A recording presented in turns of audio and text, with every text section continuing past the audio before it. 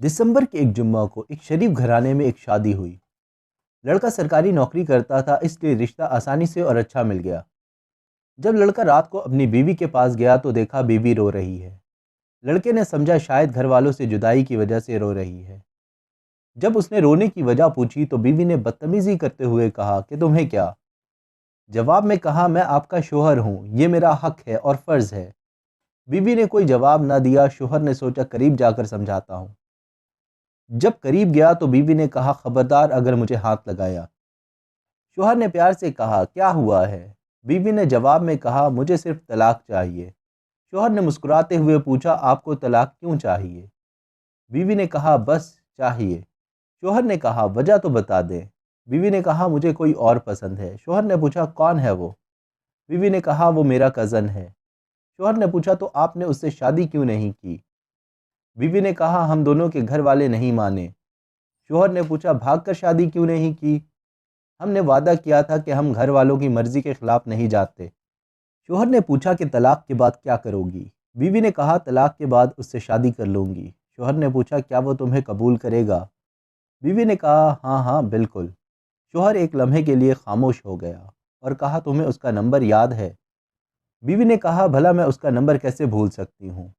शौहर ने कहा, अच्छा ये लो मोबाइल और नंबर भी लाओ और उससे कहो कि मैंने तलाक ले ली है। मोबाइल पकड़कर बीवी ने कॉल की तो लड़के ने कॉल उठाई। हेलो, कौन है। मैं बात कर रही हूँ। कौन मैं। देखो मैं इस वक्त बहुत दुख में हूँ। आपने जो कहना है जल्दी कहो। अरे तुमने मुझे नहीं पहचाना। मैं मुस्कान बात कर रही हूँ। और तुम तो मुझे कभी ना भूलने के वादे करते थे, एक दिन में भूल गए। देखो तुमने मुझे क्यों फ़ोन किया है। मैं तुमसे कोई बात नहीं करना चाहता। ये तुम कैसी बातें कर रहे हो। मैं यहाँ तुम्हारी खातिर तलाक ले रही हूँ और तुम सीधे मुंह बात ही नहीं कर रहे।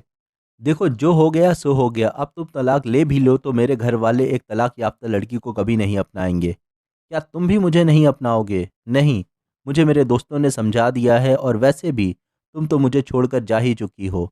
अब कभी ना मुझे फ़ोन करना और ना ही कोई राब्ता करने की कोशिश करना। ये कहकर लड़के ने कॉल काट दी। लड़की ने अपने शोहर की तरफ देखा और वो भी पास खड़ा उसे ही देख रहा था। लड़की कुछ खामोश सी हो गई तो शोहर उसे अकेला छोड़कर बाहर निकल आया। लड़की का दिमाग दुखने लगा था। कुछ ही पल में वो होश हवास से बेगाना हो गई थी। रात के 3 बज रहे थे। शोहर नमाज फजर पढ़ने के लिए मस्जिद जाने लगा तो सोचा बीवी को भी नमाज के लिए उठा दूं। मगर वह जब कमरे में आया तो बीवी बेहोश पड़ी थी। पहले तो उसे देखकर शोहर घबरा गया, मगर फिर घर वालों को बुलाया और उसे अस्पताल ले गया।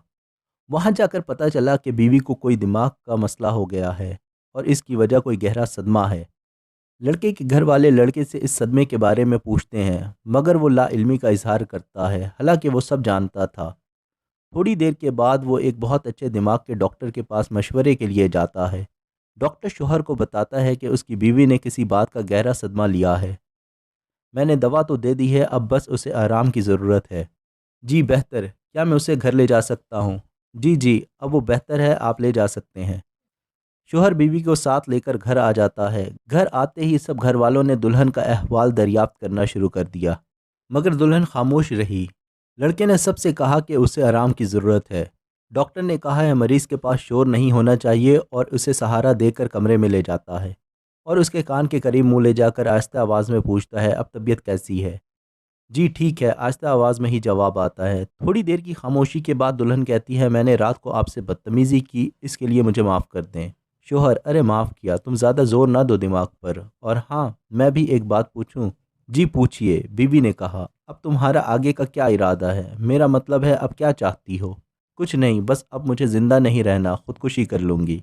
खुदकुशी क्यों। क्योंकि जो गुनाह मुझसे हुआ है उसकी सज़ा सिर्फ खुदकुशी ही हो सकती है। कौन सा गुनाह मोहतरमा। मोहब्बत का गुनाह। मैंने मोहब्बत की थी, इससे बढ़कर और क्या गुनाह हो सकता है। मोहब्बत गुनाह नहीं, मगर जब महबूब बेवफाई करे और ख़ासकर जब मर्द बेवफा हो तो मोहब्बत औरत के लिए गुनाह बन जाती है। मैं नहीं मानता, और बेवफा कोई नहीं होता मगर मजबूर ज़रूर हो जाता है। मैं नहीं मानती मजबूरी को। अब तुम अपनी ही मिसाल ले लो। तुमने अपने ख़ानदान की इज्जत की खातिर मोहब्बत को कुर्बान किया था। बीवी इस सारी गुफ्तगू से बेजार होने लगी थी। शोहर भी बात समेटते हुए, मैं कल से ऑफिस जाऊंगा। बीवी, तो मैं क्या करूं, मुझे क्यों बता रहे हैं। तुम मेरी बीवी हो और एक बीवी को पता होना चाहिए कि उसका शौहर कहाँ गया है। देखिए, मुझे ये बताने की जहमत मत कीजिए। मुझे आपसे और आपके काम से कोई सरोकार नहीं है। بیوی اکتاہٹ سے بولی، اوکے، میرا کام تھا بتانا، تم مانو یا نہ مانو۔ شوہر: مجھے سب مردوں سے نفرت ہو گئی ہے، یہ سب مرد ایک جیسے ہی ہوتے ہیں۔ بیوی: اچھا تو کیا مجھ سے بھی؟ کیا آپ مرد نہیں ہیں؟ یہ بھی ٹھیک ہے۔ اچھا چلو مجھے یہ بتاؤ، کیا تم ان مردوں میں اپنے بھائی اور والد کو بھی شامل کرتی ہو؟ ابھی بیوی نے جواب دینے کے لیے منہ کھولا ہی تھا کہ شوہر کے موبائل پر کال آنے لگی اور وہ فون سنتا سنتا وہاں سے اٹھ کر باہر نکل گیا اور بیوی لیٹے لیٹے ہونے والی گفتگو کے بارے میں سوچنے لگی۔ شوہر کے موبائل پر آنے والی کال اس لڑکی کے والد کی تھی جو داماد اور بیٹی کا احوال دریافت کر رہے تھے، اور شوہر بڑے ہی ادب و عزت سے ان سے بات کر رہا تھا اور انہیں کل گھر پر آنے کی دعوت بھی دی۔ جب فون سن کر شوہر واپس کمرے میں آیا تو بیوی نے پوچھا، کس کی کال تھی؟ شوہر مسکراتے ہوئے: آپ کو تو کوئی مطلب نہیں ہونا چاہیے اس بات سے۔ چلے میں بتا دیتا ہوں، آفس سے کال تھی، صبح جلدی ڈیوٹی پر جانا ہے۔ ویسے بھی رات کافی ہو گئی ہے، میں نے صبح جلدی اٹھنا ہے، اور اپنا کمبل اٹھاتے ہوئے صوفے پر لیٹ جاتا ہے جبکہ بیوی بیڈ پر لیٹی ہوتی ہے۔ جب شوہر سونے کے لیے لیٹتا ہے تو بیوی کی آواز آتی ہے، آپ نے میرے اور اپنے بارے میں کسی کو کچھ بتایا تو نہیں ہے؟ کیا بتانا تھا؟ یہی کہ ہمارا بستر الگ ہے۔ ارے کیا ہو گیا، یہ ہمارا میاں اور بیوی کا معاملہ ہے، میں کیوں کسی کو بتاؤں گا؟ سو جاؤ اور صبح مجھے فجر کے لیے اٹھا دینا۔ بیوی کے منہ سے بے اختیار جی نکل جاتا ہے۔ صبح جب فجر کے وقت شوہر کی آنکھ کھلتی ہے تو بیوی پہلے سے ہی وضو کر کے جائے نماز بچھائے نماز پڑھ رہی ہوتی ہے۔ شوہر بھی وضو کر کے نماز کے لیے چلا جاتا ہے۔ واپس آتا ہے تو بیوی ابھی بھی جائے نماز پر بیٹھی زار و قطار روتے ہوئے دعا مانگ رہی ہوتی ہے۔ دعا سے فارغ ہو کر وہ کچن میں کچھ پکانے کے لیے جاتی ہے اور شوہر یہ سب کچھ حیرانی سے دیکھ رہا ہوتا ہے۔ بیوی ناشتہ شوہر کے سامنے رکھتے ہوئے کہتی ہے، میں آپ سے کچھ بات کرنا چاہتی ہوں۔ جی بولیے، شوہر نے خود کو سنجیدہ ظاہر کرتے ہوئے کہا۔ میں بہت بری ہوں نا؟ جی نہیں، آپ تو بہت اچھی ہیں۔ دراصل میں ایک غلط عورت ہوں، میں نے محبت جیسی غلطی کی ہے، مگر آپ تو شریف گھرانے کے شریف النفس مرد ہیں، آپ مجھ جیسی لڑکی کو قبول نہیں کریں گے، اگر آپ مجھے معاف کر دیں تو۔ ارے کیا ہو گیا ہے؟ میں نے تم سے نکاح کیا ہے، تم میری عزت ہو، میں ہر حال میں تمہاری حفاظت کروں گا۔ تم نے جو غلطی کی اس کی تم نے معافی مانگ لی ہے، اور معاف کرنا تو میرے رب کی صفات میں سے ہے۔ میں نے تمہیں معاف کیا، اور جب تم سچے دل سے توبہ کر رہی ہو تو میں کیوں اپنی عزت کو رسوا ہونے دوں؟ کیونکہ میں جانتا ہوں ایک طلاق یافتہ کو ہمارے معاشرے میں کس نظر سے دیکھا جاتا ہے، اور جب میرے خدا نے تمہیں میری قسمت میں لکھا ہے تو میں کیوں اسے غلط قرار دوں؟ بیوی روتے ہوئے بے اختیار شوہر کے گلے لگ گئی اور زندگی بھر اس کی فرمانبرداری کا وعدہ کر لیا، کیونکہ وہ جان گئی تھی کہ اس کی قسمت میں ایک بہترین مرد لکھا تھا، اور ایک اچھا شوہر اور عقل مند مرد ہی ایک نادان بیوی کو سیدھے راستے پر اپنے ساتھ لے کر چلتا ہے۔